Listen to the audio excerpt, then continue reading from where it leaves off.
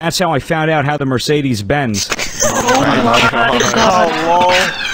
thought you were going to go make a joke about Paul Walker. I was going to find it funny. I thought that was one as well when he said wrapped around a tree, but no. To walk across the road. Fucking hell, dude. Through the window. Because he wasn't wearing a seatbelt. You know, I also have a friend, Will. I don't want to know about Will. Oh, I mean, he went to boot camp, I think. Well, it's Swags, junior, not this story, not this story. Junior, senior year. And Will was a good guy. I mean, the guy, he owned guns himself. He liked to shoot. Cool. So, you know, he always said, you know, I think I'll join the army. You know, I really want to fight for my country, etc. You know, I want to defend the homeland. And I'm like, oh, all right, Will, you know, that's great. Have fun. You know, and he was telling me, you know, about all the fun stuff he was going to do, and you know, he was writing letters. You know, he was texting me whenever the drill sergeants gave him their phones. It was usually on like certain months off. So, you know, one day, you know, I stopped getting messages from him, and you know, I'm like, what the fuck? You know, what's going on? Is anyone seen Will? You know, I'm messaging my friends about it, and they're like, no, I haven't heard from Will either. You know, it's really weird. He's kind of up and disappeared, and so we were starting to get worried about him. And you know, I saw Will's mom in the ShopRite, you know, the ShopRite's convenience store, and you know, I saw her in the aisle. I was like, oh, you know, hey, you know, what happened to Will? Is he still in boot camp? You know, did he come out? And you know, then that's when she started to tear up. She said, you know, he recently passed, and I go, oh, well, what happened? He goes, well, Will was in the squad coming up, you know, for training, and everyone heard the drill sergeant say, fire at Will. Oh my god. Oh my god. Wow. Oh, Will. The jokes. You like these? I got a ton of them. How can Here, you ever hear about the frog that goes into the bank to get a loan? No. All right. So a frog goes into a bank to get a loan, right? Talk about outlandish. I mean, freaky, right? You know, why would a frog go into a bank to get a loan? But regardless, he goes in the bank. He hops up to the counter.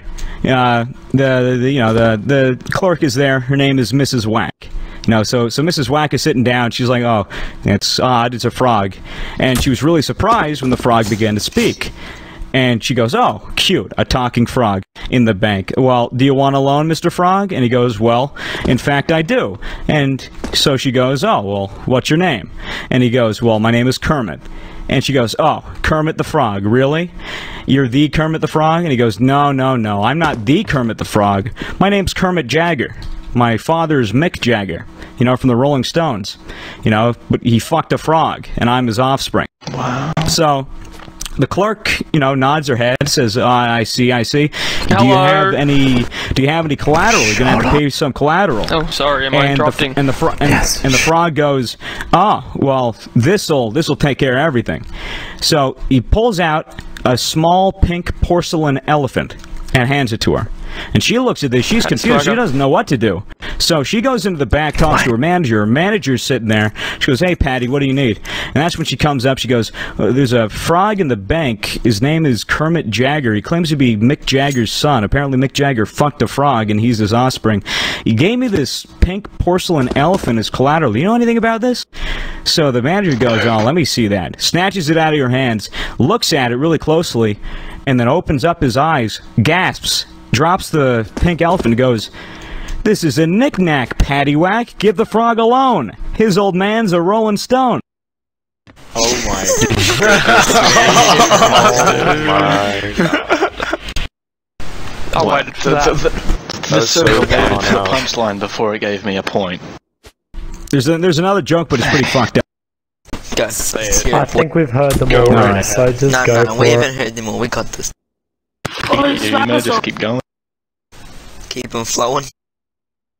I feel like he's Alright. Googling. So I don't get This is a moth walks into a podiatrist's office. Has anyone heard this one before? I don't think so. No? Possibly. Alright. No. So, a moth goes into a podiatrist's office, and the podiatrist's office says, you know, what seems to be the problem, The office moth? says. Well, yeah, you know, the podiatrist's office, it's like the office is talking to the moth, you know? So, what seems to be the problem, moth? the moth says, well, you know, I have some trouble. Can I come in? You know, the office opens the door, lets him in, gets a doctor. Doctor goes up to him and goes, all right, well, you know, what seems to be troubling you? He goes, what's troubling me?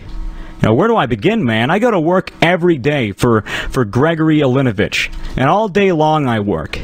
Honestly, Doc, I don't even know what I'm doing anymore. I don't even know if Gregory knows. He only knows that he has power over me, and that seems to bring him happiness. You know, but I don't know. I wake up in a malaise, and I walk here and there, and at night I wake up and I turn to some old lady in my bed that's on my arm. A lady that I once loved, Doc. And I don't know where to turn to.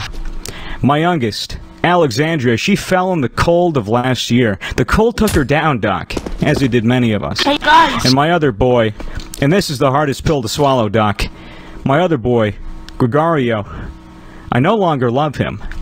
As much as it pains me to say, when I look in his eyes, all I see is the same cowardice that I catch when I take a glimpse of my own face in the mirror. If only that cowardice was stronger, then perhaps I could bring myself to reach over to that cocked and go.